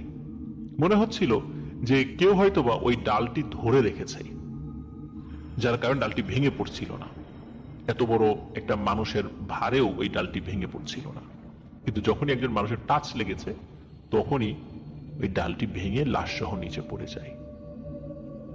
স্টিভেনসনকেও নীলফামারীতেই একটা খ্রিস্টিয়ান কবরস্থানে দাফন করা হয়েছিল। ওনার মৃত্যু কিভাবে হয়েছে, কে নিয়ে গেল, সেটি তো উনি আর কখনো বলতে পারেননি। তবে এই ঘটনাটি যিনি আমাকে বলেছিলেন, মূলত তার দাদা ব্রিটিশ পিরিয়ডে পুলিশের চাকরি করতেন। তিনিও যখন সদ্য চাকরিতে ঢুকেছেন, ঢোকার পর ওনার একজন সিনিয়র অফিসারের কাছ থেকে এই ঘটনাটি তিনি শুনেছিলেন। তিনি নিজেও ওই আইসিএস অফিসারকে দেখেননি কখনো। প্রিয় লিসেনার্স, আমি এই বিষয়টি নিয়ে কিছুটা স্টাডি করেছিলাম। স্টাডি করে একটি বিষয় আমার কাছে মনে হয়েছে, সেটি হচ্ছে যে জিনদের মধ্যে কিছু ভয়ঙ্কর প্রজাতি থাকে যারা মানুষকে তাদের খাবার বানায়। যদিও এখন এই ধরনের জিন সাধারণত আমাদের লোকালয়ে খুব একটা মানে শোনা যায় না যে এই ধরনের ঘটনা ঘটেছে, কিন্তু আগেকার সময়, আজ থেকে 100-150 বছর আগে ধরনের ঘটনা ঘটতো। তখন অনেক ঝোপ জঙ্গল ছিল, অনেক ধরনের মানে প্যারানরমাল বিষয়গুলো, ভয়ানক ভয়ানক প্যারানরমাল বিষয়গুলো ঘটতো। তো জিনদের মধ্যে এই প্রজাতিটি হতে পারে। এটা যদি শুধু নিছক জন্তু জানোয়ার হতো, তাহলে সেটি কিন্তু দরজা মানে জানালা দিয়ে তার ওই মোটা শরীর নিয়ে ঢোকার কথা নয়। আবার একটি বিষয়, সেটি হচ্ছে যখন আইসিএস অফিসার স্টিভেনসন তার মেয়ের পাশে ওই ভয়ানক জন্তুটিকে দেখেছিলেন, তখন যখন ফায়ার করেছেন, ফায়ার করার পর তার সামনে দিয়ে কিন্তু ওই মোটা শরীর নিয়ে জানালা দিয়ে সে বের হয়ে চলে যায়। কোনো স্বাভাবিক জন্তুর পক্ষে সেটা বের হয়ে যাওয়া সম্ভব নয়। গুলি করার পর কোনো স্বাভাবিক জন্তু কিন্তু প্রতিশোধ নেওয়ার জন্য ফেরত আসার কথা নয়, কিন্তু তার মৃত্যু খুবই রহস্যজনকভাবে হয়েছে, যেটি খুবই অদ্ভুত এবং ভয়ানক। তাহলে আমরা সব বিষয় অ্যানালাইসিস করে বুঝতে পারি এটি কোনো ভয়ানক পিশাচ জিনের কাজ। সে যখন রিভলভার দিয়ে গুলি করেছিল, গুলিটি ওই জিনের গায়ে লেগেছিল, যার প্রতিশোধ হিসাবে হয়তো আইসিএস অফিসার স্টিভেনসনকে সে গলায় ফাঁস লাগিয়ে হত্যা করেছে। প্রিয় লিসেনার্স, ঘটনা কিন্তু এখানেই শেষ নয়। ওনার যখন ডেড বডি নিচে পড়ে গেল, উপস্থিত যারা পুলিশ ছিলেন, পুলিশ সদস্যরা ছিলেন, তারা দেখলেন যে দড়িটি ওনার গলায় লাগানো রয়েছে, দড়িটি খুবই অদ্ভুত। এই ধরনের দড়ি ওনারা আগে কখনো দেখেননি। দড়িটি থানায় সংরক্ষণ করে রাখা হয়েছিল একটি ভল্টে, কিন্তু ভল্ট বন্ধ থাকার পরও কয়েকদিন পর রহস্যজনকভাবে ওই দড়িটি হারিয়ে যায়, যেটি আর কখনোই খুঁজে পাওয়া যায়নি। প্রিয় লিসেনার্স, এটি ছিল ঘটনা। আসলে কি রহস্য লুকায়িত আছে এটি 100% নিশ্চিতভাবে আমরা বলতে না পারলেও এতটুকু বুঝতে পারি যে এটি ভয়ানক কোনো পিশাচ জিনের কাজ। আশা করি ঘটনাটি আপনাদের ভালো লেগেছে। ধন্যবাদ।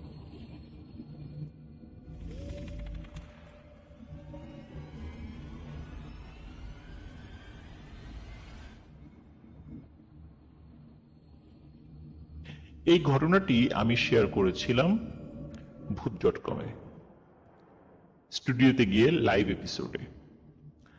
আর এই ঘটনাটি ব্ল্যাক ম্যাজিক রিলেটেড একটি ঘটনা। এই ঘটনাটি আমি যেদিন শেয়ার করি, আমার সাথে মাইনুদ্দিন ভাইও ছিলেন। মাইনুদ্দিন ভাই ওই দিন চমৎকার একটি ঘটনা শেয়ার করেছিলেন। মাইনুদ্দিন ভাইয়ের সাথে আমি এই ঘটনাটি শেয়ার করেছিলাম যখন আমি লাইভে বলি তার আগে। ওনার কাছে বললাম যে ভাই, আসলে পৃথিবীটা কত অদ্ভুত, কত আসলে বিচিত্র, মানুষও কত বিচিত্র। এই কথা বলতে বলতে মোটামুটি আমরা দুজনই এই ঘটনাটি নিয়ে আলোচনা করি। তিনিও এই ঘটনাটি শুনে খুবই অবাক হয়েছিলেন। তো কথা না বাড়িয়ে সরাসরি চলে যাচ্ছি ঘটনায়। ঘটনাটি আমি যার কাছ থেকে সংগ্রহ করেছি ওনার নাম মাওলানা হাবিবুর রহমান। উনি ভারতের দেওবন্দ মাদ্রাসা থেকে লেখাপড়া করেছেন। সাধারণত দেওবন্দ মাদ্রাসা থেকে যারা মাওলানা পাশ করেন বা যারা কওমি মাদ্রাসা থেকে মাওলানা পাশ করেন তাদেরকে ফারেক বলা হয়। যারা মাদ্রাসা থেকে বের হয়ে আসেন ওটা শেষ করে ফারেক বলা হয় আর কি। তো উনি সেখান থেকে ফারেক হয়েছিলেন আর কি। তো ওনার কাছ থেকেই ঘটনাটি শুনেছি। আর ঘটনাটি উনি যার কাছ থেকে শুনেছেন তিনি তারই এক ছাত্র ভাই, তারা একসাথে লেখাপড়া করেছেন ওই দেওবন্দে। ঘটনাটির স্থান পশ্চিমবঙ্গের মেদিনীপুর জেলায়। আর ওই যেই ব্যক্তির কাছ থেকে তিনি ঘটনাটি শুনেছেন, তার ছাত্র ভাইয়ের কাছ থেকে, এই ঘটনাটি মূলত তার মাকে কেন্দ্র করেই ঘটনাটি ঘটেছিল। তার মায়ের নাম ছিল হচ্ছে শিউলি। ওই শিউলি যিনি, তার আবার আর এক খুব কাছের বান্ধবী ছিল, তার নামও শিউলি। দুজনই শিউলি, আমরা একই নামের ব্যক্তিদেরকে মিতা বলি। তো দুজনেরই খুব গলায় গলায় ভাব ছিল। প্রথম যে শিউলির কথা বলছি, তাদের আর্থিক অবস্থা বেশ সচ্ছল ছিল। আর ওনার চেহারা মানে মোটামুটি ভালো ছিল, খুব ভালো না আবার খারাপ না, এমনটা। আর অন্য যে শিউলি যিনি, তার আবার চেহারা ভালো ছিল কিন্তু আর্থিক অবস্থা বা পারিবারিক অবস্থা তাদের ভালো ছিল না। দুজন একসাথে হাঁটাচলা করতো, লেখাপড়া করতো, দুজনের মধ্যে খুব ভালো বন্ধুত্ব ছিল। একদিন ঘটে গেল একটা বিপত্তি। ওনারা দুজন স্কুলে যাওয়ার সময় একজন ব্যক্তি তাদেরকে দেখে এবং দেখে একজনের বাড়িতে বিয়ের প্রস্তাব পাঠায়। এখন সমস্যা হলো যে দুজনই তো অবিবাহিত ছিলেন, আর দুজনেরই বিয়ের মতো বয়স হয়ে গিয়েছিল। কিন্তু যেই শিউলির বাড়িতে বিয়ের প্রস্তাব পাঠানো হয়েছিল সেই শিউলি হচ্ছে দরিদ্র শিউলি, যার চেহারা ছিল একটু ভালো, মানে তার বান্ধবী অন্য শিউলির তুলনায়। যখন সেই বাড়িতে বিয়ের প্রস্তাব গেল এবং যার সঙ্গে বিয়ের কথা হচ্ছিল তারা আবার বেশ মোটামুটি অবস্থাশালী ব্যক্তি ছিলেন আর কি, বা ওই অবস্থাশালী পরিবার ছিলেন। মোটামুটি বিয়ে ঠিক হয়ে গেল। ফাইনালি বিয়ের ডেট ধার্য করা হলো, বিয়েও হয়ে গেল। এরপরই বাঁধলো একটা বিপত্তি। কারণ হচ্ছে দুই শিউলির মধ্যে যেই শিউলির পারিবারিক অবস্থা ভালো, কিন্তু অন্য শিউলির তুলনায় তার চেহারা একটু কম, একটু খারাপ বলতে আসলে আল্লাহর সৃষ্টি কোনোটাই খারাপ নয়, আল্লাহর সৃষ্টি সবকিছুই সুন্দর, কিন্তু তারপরেও যেহেতু বিবাহের প্রসঙ্গ চলে আসে সেখানে একটু কম্পারিজনটা চলেই আসে, স্বাভাবিক নিয়মে। সেই অর্থেই বলছি আর কি। ওই শিউলি মনে মনে ফুঁসতে থাকেন। এই কারণে ফুঁসতে থাকেন যে আমাদের আর্থিক অবস্থা ভালো হতে পারে, আমার থেকে তার চেহারা কিছুটা ভালো, কিন্তু আমার বিয়ে না হয়ে ওর বিয়ে হয়ে গেল। একসাথে হাঁটার সময় আমাদের দুজনের মধ্যে একজনকে পছন্দ করলো, আমি কি দোষ করলাম? আমাকে কেন পছন্দ করলো না? আমার কেন বিয়ে হলো না তার সাথে? তো এই যে তার মনের মধ্যে একটা জিদ, একটা হিংসা কাজ করছিল, এর থেকেই সে একটা ভয়ানক সিদ্ধান্ত নিয়ে ফেলে। সে একজন ব্ল্যাক ম্যাজিশিয়ানের সাথে গিয়ে দেখা করে এবং শেষ ওই শিউলির উপরে, যে শিউলির বিয়ে হয়ে গেছে তার উপরে ব্ল্যাক ম্যাজিক করতে বলে। তখন ওই ব্ল্যাক ম্যাজিশিয়ান বলে যে ওই শিউলির ব্যবহৃত একটি কাপড় লাগবে। তখন এই শিউলির কাছে মনে পড়ে যে একবার ওই শিউলির কাছ থেকে সে একটি কাছ থেকে না, মানে ওই শিউলি, ওর আর্থিক অবস্থা তো ভালো ছিল না, একবার দাওয়াত খেতে গিয়েছিল। ওই দাওয়াত খেতে যাওয়ার সময় সে এই শিউলির কাছ থেকে একটি ওড়না ধার করে নিয়ে গিয়েছিল। একদম নতুন ওড়না ছিল, যেই ওড়নাটি এই শিউলি কখনো পরেনি, এবং সে যখন এসে ফেরত দিয়ে যায় তারপরে সেটা পরিষ্কারই ছিল, কোনো কারণে সে সেটা ধুতেও ভুলে গেছে, ওইভাবেই সে রেখে দিয়েছে। ওই ব্ল্যাক ম্যাজিশিয়ানের শর্ত ছিল যে তার ব্যবহৃত কাপড়টা যেন আধোয়া থাকে, যাতে তার শরীরের টাচ যেন সাবান পানিতে ধুয়ে না যায়, এমন একটা শর্ত ছিল। তখন চিন্তা করলো, এই জিনিসটা তো আমার কাছে আছে। তখন এই শিউলি কি করে, সেই ওড়নাটি ব্ল্যাক ম্যাজিশিয়ানের কাছে হস্তান্তর করে। আপাতত এটাই ঘটনা। তারপরে এই শিউলি ওই শিউলির সাথে কি হয়েছে সেটা বহু পরে জেনেছে। এবার চলে যাচ্ছি ওই শিউলি যার বিয়ে হয়ে গেছে। প্রিয় লিসেনার্স, আপনাদেরকে রিকোয়েস্ট করব ঘটনাটি খুব মন দিয়ে শুনবেন, এবং সত্যি এই ঘটনার মধ্যে অনেক কিছু শেখার রয়েছে। তো যে শিউলির বিয়ে হয়ে গেছে সে তো তার শ্বশুর বাড়ি চলে গেছে, খুব সুন্দর স্বাচ্ছন্দ্যে সুখে দিন কাটছিল তার। হঠাৎ শুরু হলো একটা বিপত্তি। ওই শিউলির সবসময় মানে শরীরের মধ্যে অসুস্থতা বোধ হতো, মনে হতো তার শরীরের মধ্যে দাউ দাউ করে আগুন জ্বলছে, তার শরীরে খুব জ্বালা পোড়া হতো, হাতের তালু জ্বালা পোড়া, সমস্ত শরীর জ্বালা পোড়া, মাথার চাঁদি, আমরা যেটাকে মাথার তালু বলি আর কি, তারপর পায়ের তালু, মানে খুব জ্বালা পোড়া হতো আর কি। মাঝে মাঝে মনে হতো শরীরের ভেতর থেকে কেউ তার শরীরের মধ্যে কাটা ফুটাচ্ছে, চিৎকার চেঁচামেচি করত। তার স্বামী অনেক ভালো একজন মানুষ ছিলেন, তিনিও নামাজ কালামি লোক ছিলেন, অনেক জায়গা দেখিয়েছেন, ডাক্তার দেখিয়েছেন। তিনি প্রথমে ডাক্তারই দেখিয়েছেন, মানে কেউ যে জাদু করতে পারে এই বিষয়টি তার ধারণা ছিল না, কিন্তু ডাক্তাররা কোনো সমাধান দিতে পারেনি। এই সমস্যা কাটতে না কাটতেই, মানে এই সমস্যা চলছিল, এর মধ্যে দেখা গেল আরো একটি সমস্যা। সেটি হলো ঘরের মধ্যে বিশাল বিশাল আকৃতির টিকটিকি ঘোরাফেরা করত। এত বড় টিকটিকি সাধারণত সচরাচর দেখা যায় না, মানে অত্র এলাকাতে দেখা যায় না।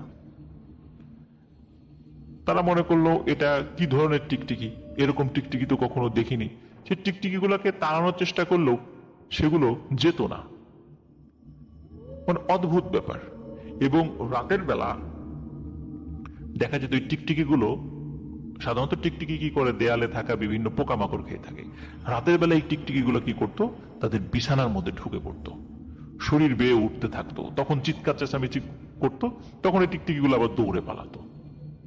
এই ধরনের সমস্যা শুরু হয়ে গেল। এরপরে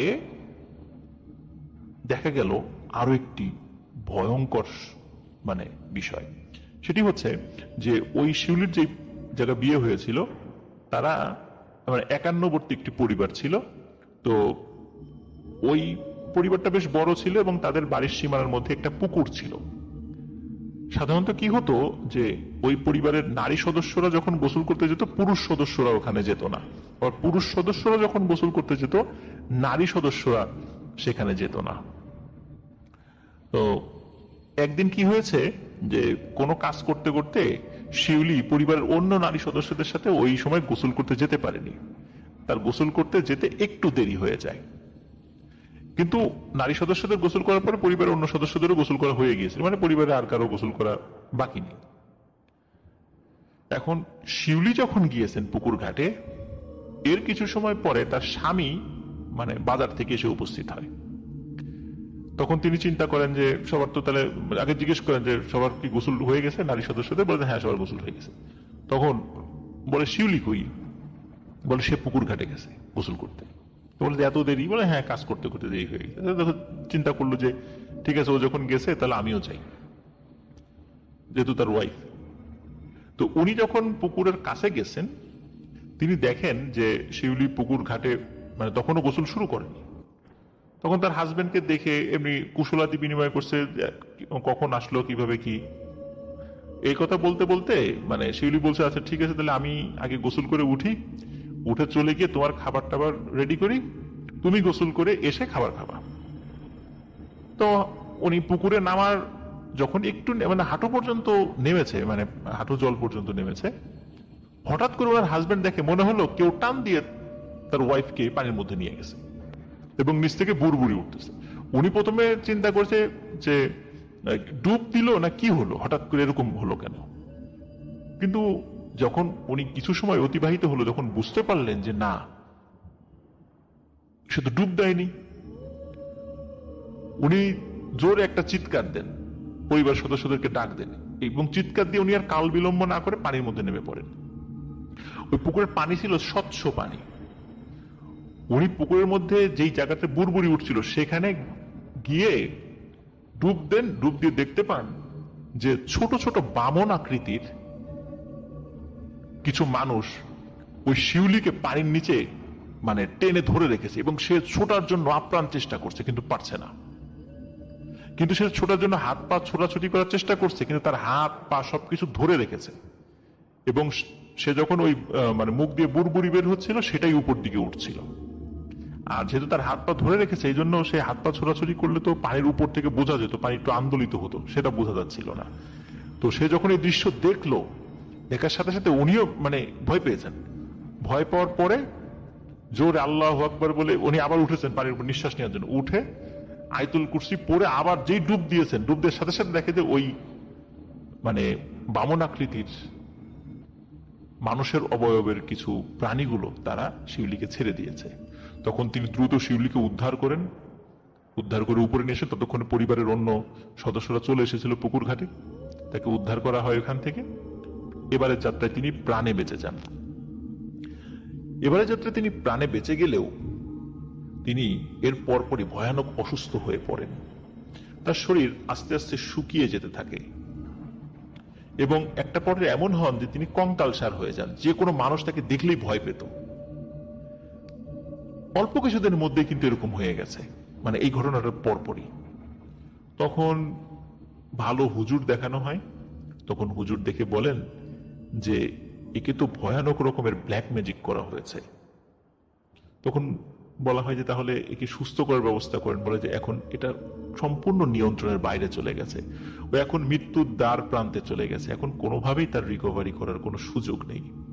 আল্লাহ যদি বাঁচান তাহলে বাঁচতে পারে, কিন্তু কোনোভাবে কোনো মানুষের মাধ্যমে বা কোনো জিনের মাধ্যমেও তাকে আর বাঁচানো বা বাঁচানোর চেষ্টা করা সম্ভব নয়, সে আর সুস্থ হবে না। আপাত দৃষ্টিতে সেটাই মনে হচ্ছে বা বোঝা যাচ্ছে। শিউলির অসুস্থতার কথা যখন চারদিকে ছড়িয়ে পড়ে, শিউলির গ্রামের বাড়িতে মানে মায়ের বাড়িতে খবর পাঠানো হয় যে শিউলি খুব অসুস্থ, তাকে এই পর্যন্ত নিয়ে আসার মতো তার শারীরিক অবস্থা নেই, আপনার তার শেষ দেখা, মৃত্যুর আগে শেষ দেখা দেখে আসুন। আসলে কোনো মানুষ মারা গেলে তার শেষ দেখা দেখে আসা আর জীবিত থাকা অবস্থায় কাউকে মৃত্যুর জন্য বিদায় জানিয়ে আসা, এটা কিন্তু খুব কষ্টদায়ক একটি বিষয়। যেই পরিবারে হয় তারাই শুধু বুঝতে পারে এটার কষ্ট, এটার যাতনা কতটুকু। যাই হোক, যখন তার অসুস্থতার কথা জানানো হয়, এই অসুস্থতার কথা তার এক সময়ের প্রাণপ্রিয় বান্ধবী ওই শিউলির কাছে জানানো হয়। তখনও ওই শিউলির বিয়ে হয়নি। ওই শিউলির কাছে যখন জানানো হয় তখন ওই শিউলি মনে মনে খুশি হলেও যেহেতু তার কাছে খবর পাঠিয়েছে, তখন সে শিউলি তার কাছে দেখা করার জন্য মনস্থির করে। ওই শিউলি যখন তার শ্বশুর বাড়িতে তার বান্ধবীকে দেখতে যান, যখন ওর ওই ভয়াবহ দৃশ্য দেখেন, ওই শিউলি আর নিজের চোখের পানি ধরে রাখতে পারেনি। সে চিৎকার করে বলছে যে হায় হায়, আমি এটা কি করছি, আমি তো এরকম চাই নাই। আমি চাইছিলাম তার বিয়েটা ভেঙে যাক, বা সেজন্য স্বামীর সাথে সংসার না করে ডিভোর্স হয়ে যায়। আমি তো এরকম চাই নাই। তার এরকম অনুশোচনা যখন ওই শিউলি দেখে, তখন শিউলি জিজ্ঞেস করে কি হয়েছে। তখন শিউলি বলে যে আসলে আজকে তোমার এই পরিণতির জন্য আমিই দায়ী। আমি ঈর্ষান্বিত হয়ে তোমার উপর ব্ল্যাক ম্যাজিক করেছিলাম। আমি বুঝতে পারিনি তোমার এইরকম পরিণতি হবে। আমি তোমার কাছে ক্ষমা প্রার্থী, আমাকে ক্ষমা করে দাও। তখন ওই শিউলি বলেন যে আমি তোমাকে ক্ষমা করে দিতে পারি একটা শর্তে। বলে কি শর্ত? বলে যে আমার তো বিয়ে খুব বেশি দিন হয়নি, আমার কোনো সন্তানাদিও হয়নি, আমি তো এখন মৃত্যুর প্রহর গুনছি। আমার মনের খুব একটা ইচ্ছা ছিল যে আমার যদি কোনো সন্তান হয়, বিশেষ করে ছেলে সন্তান, তাকে আমি ভারতের দেওবন্দ মাদ্রাসায় লেখাপড়া করাবো, ভালো একজন আল্লাহওয়ালা ব্যক্তি হিসাবে তাকে তৈরি করার চেষ্টা করব। কিন্তু আমার তো সেই স্বপ্ন পূর্ণ হলো না। তোমাকে আমি ক্ষমা করতে পারি এই শর্তে যে তোমার বিয়ের পরে তোমার যদি কোনো সন্তান হয়, তাকে তুমি দেওবন্দ মাদ্রাসায় পড়াবা, তাহলে আমি তোমাকে মাফ করে দিব। আর তুমিও আল্লাহর কাছে মাফ চাও। তখন ওই শিউলি বলে ঠিক আছে, আমি তোমার শর্ত মেনে নিলাম। আল্লাহ যদি আমাকে সন্তান দেয়, ছেলে সন্তান, অবশ্যই আমি ভারতের দেওবন্দ মাদ্রাসায় লেখাপড়া করাবো ইনশাআল্লাহ। তার কাছ থেকে বিদায় নিয়ে ওই শিউলি চলে আসে। আর অসুস্থ শিউলির মৃত্যু ঘটে এর কয়েকদিনের মাথায়। শিউলি মারা যায়। আর ওই শিউলি যিনি ব্ল্যাক ম্যাজিক করেছিলেন, কিছুদিন পর তারও বিয়ে হয়ে যায়। সেখানে তার একটি ছেলে সন্তান হয়। সন্তান হওয়ার পর তার শরীরেও মারাত্মক অসুস্থতা দেখা দেয় এবং এমন এক দুরারোগ্য ব্যাধি ধরা পড়ে যেটার জন্য তার মৃত্যু অবধারিত ছিল। মৃত্যুর পূর্বে ওই শিউলি বলেছিল যে আমি যে পাপ কাজ করেছি, এই পাপ কাজের শাস্তি আল্লাহ আমাকে দুনিয়াতেই হয়তোবা দিয়ে তার কাছে নিয়ে যাচ্ছেন। আল্লাহ যদি এতে করে আমার অন্যায়কে ক্ষমা করেন, তাতেই আমি খুশি। এই অসুস্থতা কোনো বিষয় না। আমি যে অন্যায় করেছি, এই শাস্তি যদি আল্লাহ আমাকে পরকালে দেন, তাহলে সেই শাস্তি আমি সহ্য করতে পারবো না। তখন তিনি ওসিয়ত করে যান, আমিও আমার বান্ধবী শিউলিকে কথা দিয়েছিলাম তার মৃত্যুর পূর্বে যে আমার ছেলে সন্তান হলে তাকে আমি দেওবন্দ মাদ্রাসায় পড়াবো, তো তোমরা সেই ইচ্ছাটা পূর্ণ করো। ওই শিউলিরও মৃত্যু হয়ে যায়। আর প্রিয় লিসেনার্স, যেই মৌলানা হাবিবুর রহমান যে তার যে ছাত্র ভাইয়ের কাছ থেকে এই ঘটনাটি সংগ্রহ করেছিলেন, সেই ছাত্র ভাই আর কেউ নয়, এটি সেই শিউলির সন্তান যে দেওবন্দ মাদ্রাসা থেকে লেখাপড়া করেছেন। তিনি বর্তমানে মেদিনীপুরের একটি মাদ্রাসায় শিক্ষকতা করছেন। ঘটনাটি যখন মূলত শুরুটা হয়েছিল 80 দশকের একদম শুরুর দিকে, 70 দশকের শেষ দিকে বা 80 দশকের একদম শুরুর দিকে, এক্সাক্ট সালটা আসলে বলা যাচ্ছে না বা বলতে পারেননি।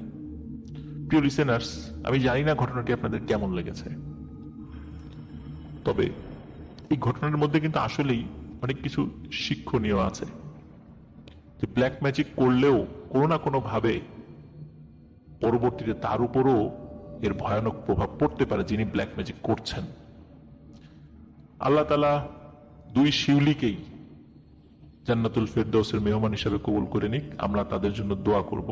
আর আমরা কখনো হিংসা, ঈর্ষা এগুলোর বশবর্তী হয়ে বা লোভে পড়ে কখনো ব্ল্যাক ম্যাজিকের মাধ্যমে কারো ক্ষতি করব না। এমনিতেও কারো ক্ষতি করব না, কিন্তু ব্ল্যাক ম্যাজিক অবশ্যই না। প্রিয় লিসেনার্স, আশা করি আমাদের ঘটনা আপনাদের ভালো লেগেছে। ঘটনা ভালো লাগলে লাইক, কমেন্ট ও শেয়ার করে আমাদের সাথে থাকুন। পরবর্তী ঘটনা শোনার আমন্ত্রণ জানিয়ে আজকের মতো এখানে বিদায় নিচ্ছি।